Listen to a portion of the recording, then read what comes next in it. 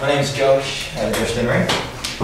Okay, 212 people in 2004 to 2006, these surfers, were encountered with injuries, and basically the ages 11 to 66, and 37% of these injuries were head-based injuries.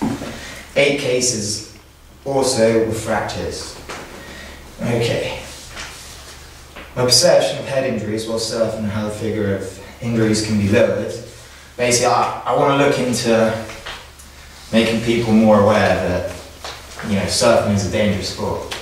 It's not all about, hit the water and it's not, it's not going to hurt. Basically, people go out surfing, they can fall off, they can hit the reef on the face. Right, guys, up. Basically, I want to measure the amount of head injuries there's been in the past year, alongside with why surfers wear protective headgear and why they also don't.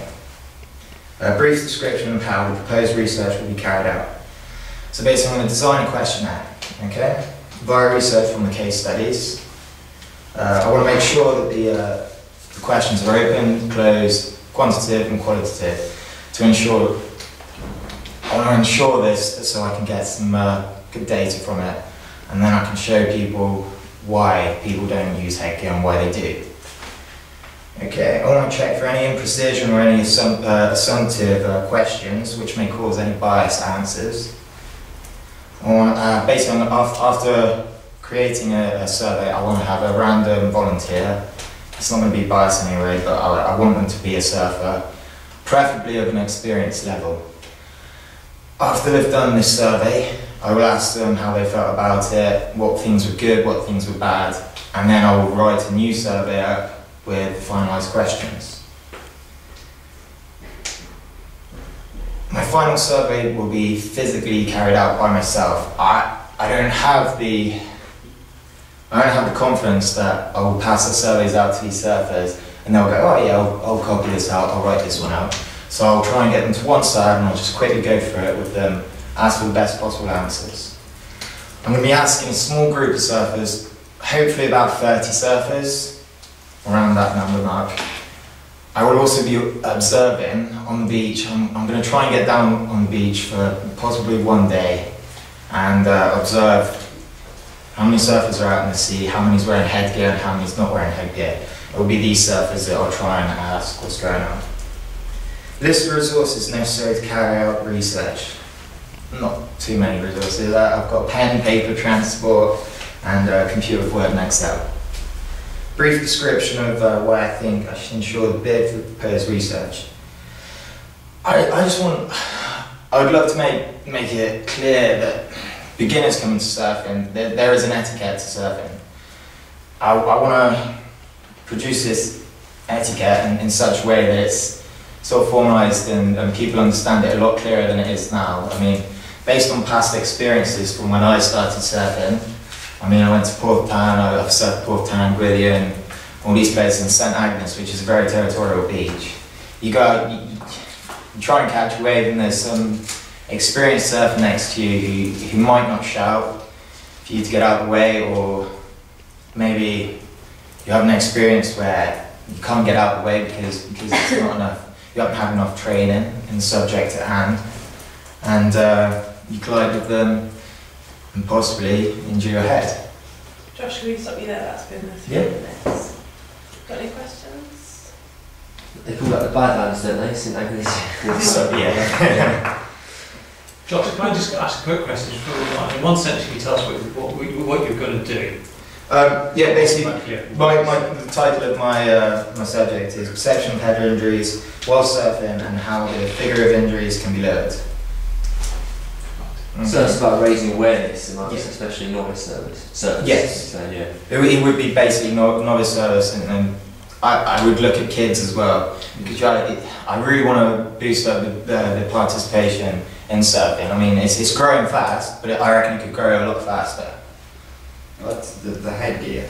So yes. That seems, I'm not really clear on where that's coming into it. Are you recommending people wear headgear? Yeah, well, it's not something that's normally associated it's with no, surfing, it's not associated with surfing at all, really. I mean, I've the only sort of headgear that I'm familiar with is like a winter headgear where it protects your ears. I mean, that falls into to a sort of category where there's a no, I wouldn't say it's an illness, but there's a problem with where you can get surfer's ear from cold water, and retrospectively, this headgear will protect your ears.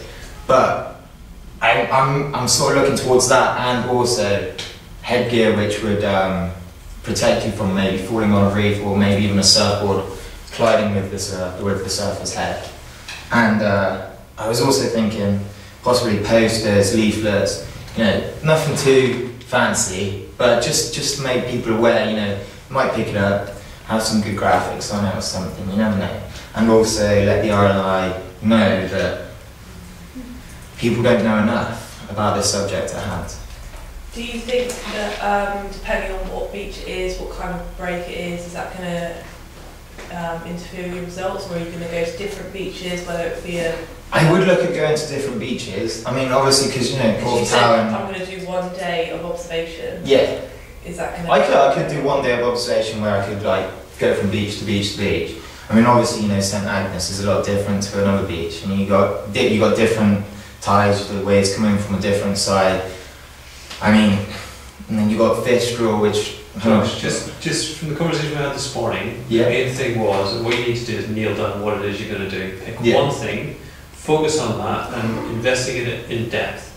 Okay. You can't investigate head injuries and all sorts of different conditions and produce brochures and information and stuff in our RLI. I think what you need to do is, or if I was in your position, is investigate how many people wear helmets, what the perception of that is, does it affect their performance in the surf, and then use that to make recommendations. Yeah. Because lots of other people do wear helmets, kayakers all wear helmets nearly, but there's a perception in the surf that they don't. And yes, I feel like the perception is so well. You don't see surfers wearing helmets, or I think it's due to like a fashion thing. I mean, I don't want to make it. Yeah, but you never used to see cyclists wearing cycling helmets. No, now everybody does. Yeah. I think I would just like to make it surfers more aware, and I don't want them to think, oh, you don't look too silly wearing that, but you think, you know, if you're safe, board hits you in the head and you're wearing a helmet, then, you know, it's not going to hurt. Have you spoken to any, like, I don't know, any surf unions or like surf organisations that represent a big group of surfers? I haven't, no, I'm sorry, no. It's probably a good I felt that was a little bit too far out of the scope for that one, but I mean, I could always look into that. I'd say because if you were going to go down the targeting, or if you wanted to go the awareness route, then it would probably be, it's not just yourself going to be able to go down to a beach and raise awareness with a leaflet, because if I've got a wetsuit and board, I don't want a leaflet in my pocket. No, yeah. So you're going to have to sort of find a different way, a different media to be able to grab their attention about it. So possibly by magazines or... I don't know. It's a good point. We work with a couple of surf schools actually quite a lot. Yeah. We do lots of work with young people introducing kids to surfing. You know, I'd be happy to introduce you to people. There's a surf school, Surfs Up in Poltef, do a lot of work with them. Global Borders, sort of down west, based in Arizona. They do an awful lot of work with them. So yeah, I'd be happy to introduce you. Yeah, that'd be fantastic. That'd be fantastic. You also met last year the chapter on Gecko helmets. Gecko helmets, yeah. We went in touch with about the actual helmet design. Yeah. Can I get a bit of feedback about your presentation? Does anybody else? Yeah, fantastic, please. Really good eye contact, very good. Kind of crazy stuff going on with your hands sometimes. Yeah, so I do fidget a lot, sorry. Yeah, just maybe next time you do it, I do it as well, so I would make sure I hold my hands or something like that, because I'm crazy for all of this. Yeah. And yeah, I was very impressed, it was very good. Thank you. Yeah, on the presentation point, you did need to get to the point a bit more. But you're clearly a very passionate guy, very passionate about surfing, which is great. But you could have probably just done with clearly stating up top, what your objectives are. So I was a little nervous. But no, well done.